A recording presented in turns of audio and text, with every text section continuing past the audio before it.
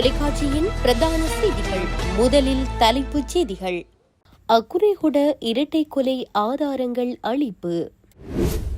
தீ விபத்தில் சிக்கிய குடும்பம், இளம் தாய் பலி, தந்தை மற்றும் மகள் கவலைக்கிடம். காதலர் தினத்தன்று பாடசாலை மாணவியுடன் பிடிபட்ட அயல் வீட்டு அங்கிள். நாட்டில் விசர்நாய் கடி அச்சுறுத்தல், 14 மரணங்கள்.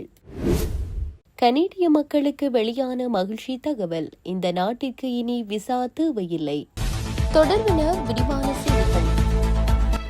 புத்தள நாமண்டிய பகுதியில் உள்ள ஒரு வீட்டில் ஏற்பட்ட தீ விபத்தில் பலத்த தீக்காயங்களுக்குள்ளாகி சிகிச்சை பெற்று வந்த 26 வயது தாய் இன்று காலை உயிரிழந்த நிலையில் தந்தை மகள் சிகிச்சையில் உள்ளதாக கூறப்படுகிறது. புத்தள முனிராகலை வீதியில் உள்ள அரசு தானிய கடைக்கு அருகில் அமைந்துள்ள இந்த வீட்டின் ஒரு அறையில் நேற்று காலை தீப்பரவல் ஏற்பட்டதாக புத்தள காவல்துறையினர் தெரிவித்தனர். வீட்டு அறையில் இருந்த எரிபொருள் பம்பில் தீ பிடித்ததில் அவர்களின் சத்தம் கேட்டு உடனடியாக சம்பவ இடத்திற்கு வந்த அருகிலுள்ள அரசு தானிய கடையின் மேலாளர் மற்றும் பிரதேச மக்கள் காயமடைந்தவர்கள் மருத்துவமனையில் சேர்க்க நடவடிக்கை எடுத்ததாக தெரிவிக்கப்படுகிறது. தீக்காயமடைந்த மூவரும் முனராகலை மாவட்ட பொது மருத்துவமனையின் தீவிர சிகிச்சை பிரிவில் சிகிச்சை பெற்று வந்தனர். தாயின் நிலை கவலைக்கிடமாக இருந்த நிலையில் இன்று காலை தாய் உயிரிழந்தார். விபத்தில் காயமடைந்த 29 வயதுடைய அவரது கணவரும் 3 வயதுடைய மகளும் மேலதிக சிகிச்சைக்காக காலையில் உள்ள கராப்பட்டிய போதனா மருத்துவமனைக்கு மாற்றப்பட்டுள்ளதாக மருத்துவமனை வட்டாரங்கள் தெரிவித்தன. மேலும் சம்பவம் தொடர்பில் மேலதிக விசாரணைகள் நடைபெற்று வருவதாக புத்தள காவல்துறையினர் தெரிவித்தனர்.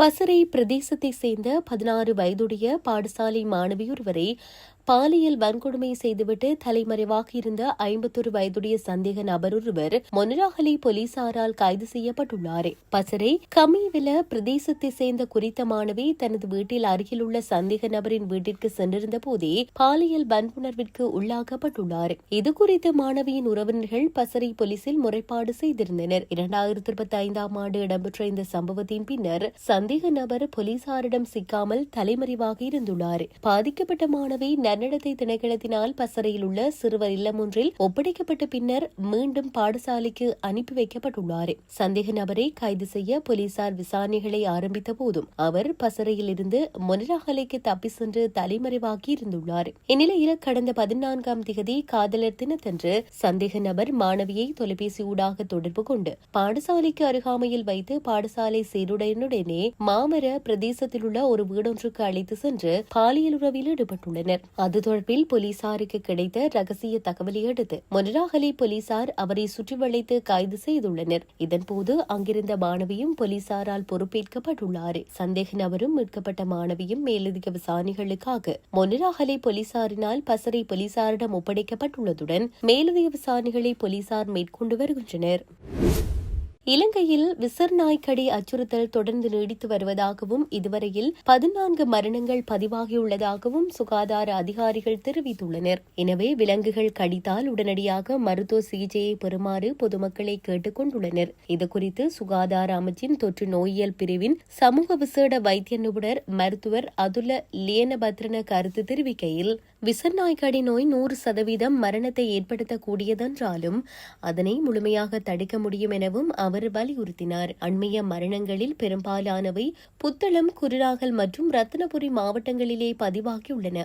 இலங்கையில் ஆண்டுதோறும் சுமார் 2,50,000 விலங்கு கடி சம்பவங்கள் பதிவாகின்றன. இதில் பெரும்பாலானவை நாய்க்கடிகளாகும். கொழும்பு மற்றும் ஹம்பகா மாவட்டங்களின் நாய்க்கடி சம்பவங்கள் அதிகரித்துள்ளமை அண்மைய மரணங்களுக்கு ஒரு காரணமாக அமைந்துள்ளது. விசர்நாய்க்கடி நோயை தடுக்க செல்ல பிராணிகளுக்கு சரியான முறையில் தடுப்பூசி ஏற்றுதல், விழிப்புணர்வை அதிகரித்தல், விலங்குகள் கடித்தவுடன் காலம் தாழ்த்தாது சிகிச்சையை பெற்றுக் கொள்ளுதல் போன்ற ஆலோசனைகளையும் நிபுணர்கள் வழங்கியுள்ளனர். சிறிய காயமாக இருந்தாலும் அதனை புறக்கணிக்க வேண்டாம் என்றும் மேலதிக மரணங்களை தவிர்க்க உடனடியாக மருத்துவ உதவியை நாடுமாறும் அதிகாரிகள் பொதுமக்களை வலியுறுத்தியுள்ளனர். அதேவேளை 2030ஆம் ஆண்டிற்கு முன்னர் இலங்கையில் விசர்நாய்க்கடி நோயினால் ஏற்படும் மரணங்களை 0% குறைப்பதே இலக்காகும் எனவும் குறிப்பிட்டார்.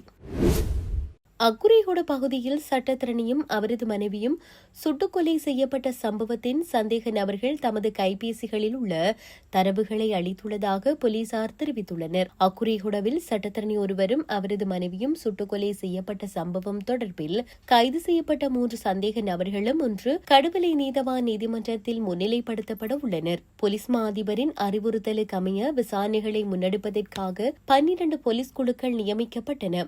முன்னெடுக்கப்பட்ட விசாரணைகளில் கொலையாளிகள் பயன்படுத்திய துப்பாக்கிகளை கடத்தி சென்ற 2 சகோதரர்கள் கடந்த 16ஆம் தேதி பிற்பகல் கொட்டாவை பகுதியில் வைத்து மேல் மாகாணத்திற்கு குற்றத்தடுப்பு பிரிவினரால் கைது செய்யப்பட்டதாக போலீசார் தெரிவித்தனர். கைது செய்யப்பட்ட இருவரும் நேற்று கடுவலை நீதவான் நீதிமன்றத்தில் முன்னிலைப்படுத்தப்பட்டதை அடுத்து அவர்களை இன்று வரையில் தடுத்து வைத்து விசாரணை செய்ய போலீசாருக்கு அனுமதி வழங்கப்பட்டிருந்தது. சந்தேக நபர்களிடம் முன்னெடுக்கப்பட்ட விசாரணைகளின் அடிப்படையில் நேற்று பிற்பகல் பொல்கசோவிட்ட பகுதியில் வைத்து பொல்கசோவிட்ட டிலா என்ற நபர் கைது செய்யப்பட்டுள்ளார். குறித்த 2 இளைஞர்களும் துப்பாக்கிகளை விநியோகித்துள்ளமை விசாரணைகளில் தெரியவந்துள்ளது. கடந்த வெள்ளிக்கிழமை தலங்கம அக்குரேகொட பகுதியில் வைத்து இந்த சட்டத்தரணியும் அவரது மனைவியும் சுட்டுப்படுகொலை செய்யப்பட்டமை குறிப்பிடத்தக்கது.